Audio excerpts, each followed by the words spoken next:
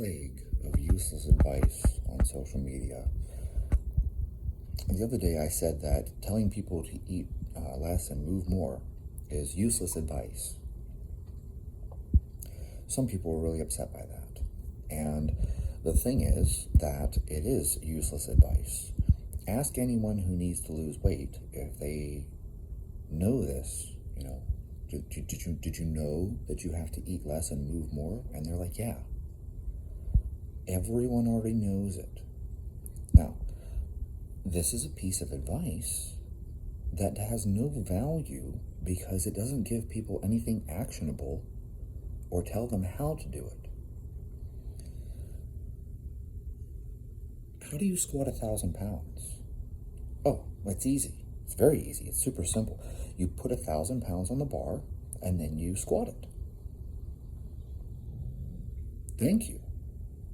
Do you see how useless that is? Like, I'm going to tell you how to snatch 200 kilos. You put 200 kilos on the bar and then you just snatch it.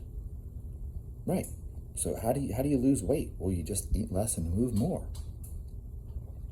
There's a plague of useless information on social media where people just parrot the same bullshit over and over and over again.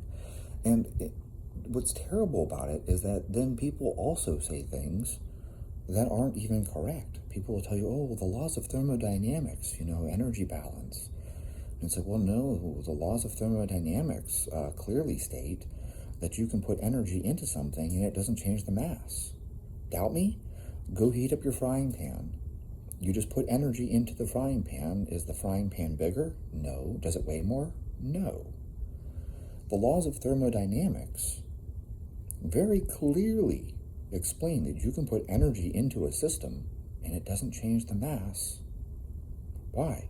Because energy and mass aren't interchangeable words.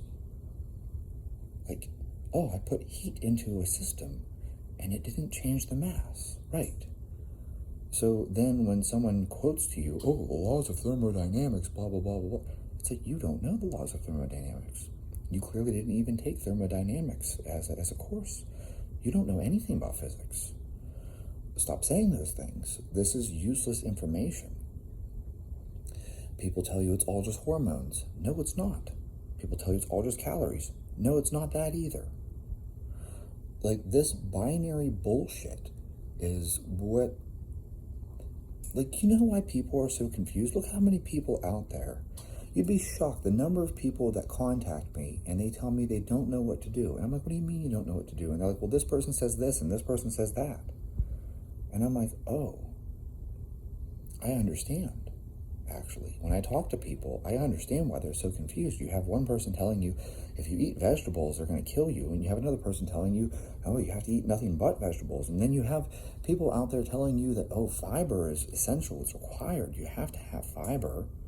And it's like, but there's studies showing that fermented foods are superior to fiber. So, like, you could eat Greek yogurt, which doesn't have fiber, and that has more benefits for the gut microbiome and, gut diversity than, say, eating, I don't know, like bran. Oh, shit. No pun intended. Suddenly, you start realizing that all the information out there is really contradictory. Guys contact me and they tell me that their problem is that they keep program hopping. They do one program and then they do a different program and they do a different program. And why? Because people keep giving out useless advice. People are like, the only thing that matters is training to failure. Other people are like, the only thing that matters is intensity. The only thing that matters is volume. There's so much bullshit out there. And so we tell people things like, oh, just eat less and move more. As if somehow that's going to be this magical fix for you. I caught a clip of Grant Cardone, okay, and he was talking about the 5 keys to success, and it was like, don't drink alcohol, don't do drugs, don't waste your weekends, exercise daily, and get really good at one thing. Oh shit, I've been doing all of those since I was 20. I'm almost 40. I'll be 40 in just a couple months here, and I'm not successful at all. Not financially and not career-wise either. I'm not where I wanted to be. I'm not a head coach of a pro organization, and I'm certainly not making millions. It's almost like this advice that people give out is trite and empty. It has nothing actionable in it. So if you wanted to help someone squat 1,000 pounds, you would say, well, where are you now? And they're like, I squat 225. You're like, well, let's start off with just a basic linear periodization here, where we're going to squat and add 5 pounds to the bar every week. And we start with that, and then we take it as far as we can, and then we switch to something like APRE. So now we're going to auto-regulate, and we're going to base things off of, this concept where each week you're going to take your last set and do as many reps as you can, and then that gives us our target for the next week. And so when you do well, we increase the weight, and when you don't do well, we either stay the same or actually even scale the weight back, because now you're burying yourself, and you're going backwards, you're regressing, okay? And now we get to the point where it's like, well, I want to squat 1,000 pounds. It's like, well, how much do you squat? And they're like 985. It's like, oh, shit. It might take a different strategy for us to get there. Maybe we need to do some super maximal eccentric loading. Have you do basically, it's like over speed training for sprinting. So we're going to put 1,000 pounds on the bar and just have you lower it as slow as you possibly can. Build up that tension, right? And we're going to trick our nervous system. We're going to do overloads. I'll just have you put 1,100 pounds on the bar and unrack it and just hold it. Why? Because now we're training your CNS. Oh shit, there's all these other strategies that come into play, and now I'm giving you actionable steps besides just telling you put 1,000 pounds on the bar and squat it. So eat less and move more. Okay, how do I do that? Well, first off, let me suggest to you something super simple. And this is just an example. Okay, there's a million ways to skin this cat. What you want to do is you want to start eating more voluminous food. Yeah, eat things that take up a lot of volume and have lower calorie density. So instead of you consuming, cream cheese, okay, we're going to have, more vegetables in our diet, because vegetables are voluminous and they're low in calories, and we're going to have some fruit in our diet. So instead of you reaching for Pop-Tarts, have an apple. I don't even know the math. What's the volume of a Pop-Tart versus the volume of an apple? You can just visibly see the apple's bigger, okay? This is just, I don't even know what, it's this many cubic centimeters, whatever. You can just visually see, hey, eat an orange. Have 2 oranges. Oranges, lots of volume there. This, whatever, Pop-Tart looking thing, or toaster pastry, strudel, whatever they call them, that's a lot smaller in size and volume, but it has a lot more caloric density. That right there, that's that small change. You've already helped someone to eat less, right? Because you tell people to eat less, and that doesn't really mean a whole lot to people either. And what I'm actually telling you is to eat more, right? I'm telling you to eat an apple. It's bigger than a Pop-Tart.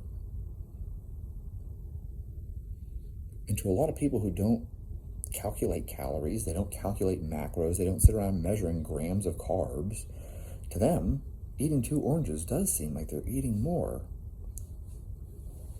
because they're looking at things in terms of volume. My plate is full of vegetables versus my plate has 4 almonds on it. Now, to the average person, this is important that you understand this. Not everyone speaks the same language as you. So to you, you're sitting there going, no, those almonds, those have way more calories. That's eating more.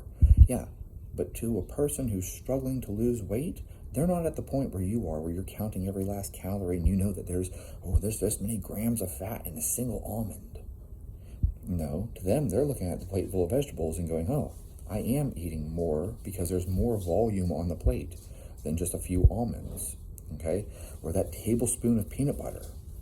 You look at a tablespoon of peanut butter and you're like, oh my God, that's so calorically dense. That's eating a lot. Look how many calories are in a tablespoon of peanut butter. But to the average person who doesn't sit around calculating this shit, they look at a tablespoon of peanut butter and they're like, that's hardly anything. Because visually, it isn't anything. You have to speak the language that other people are going to comprehend. And when you tell people move more, what does that even mean? Do you mean that I have to, walk more? Or do I have to run? How many people jump straight to running? You know this. Lots of people are like, I'm going to get in shape, and they immediately take up running. And 2 weeks later, they have, tendonitis or their ankle hurts or whatever. And then they immediately fall off the wagon because they hurt. What is it to move more, right? Does this just mean that I have to park further away? Does this mean I have to take the stairs instead of the elevator? You tell people move more, and that doesn't really mean anything to people. Trust me, it doesn't. I know you're probably involved in fitness, so when I say it, you're like, oh yeah, you gotta include 20 minutes of cardio every morning, and you need to go for a walk every day, and you need to get 10,000 steps or whatever. If you tell a person who's struggling and doesn't know where to start, oh, just move more, they're gonna be like, how? Move how? Move what? It doesn't make sense. You have to give people actionable steps. So, similarly to telling someone, hey, instead of having a Pop-Tart for breakfast, we're going to have 2 oranges. Okay? Now, that's an actionable step. Okay? Similarly, when it comes to, move more, you're going to tell someone to, hey, go for a 10-minute walk after every meal. That's an actionable piece of advice. People can do that. People can comprehend, okay, after I eat, I'm going to walk for 10 minutes. That's an actionable piece of advice. Saying, move more, that doesn't mean anything specific to people. So, anyways, the point being, there's a plague of useless advice on social media. And if you really want to help people, and I'm not saying that you do, because maybe you're just selling something, the reality of the situation is that you need to give people actionable steps. And if you are a coach, for the love of God, your job is to give people actionable steps.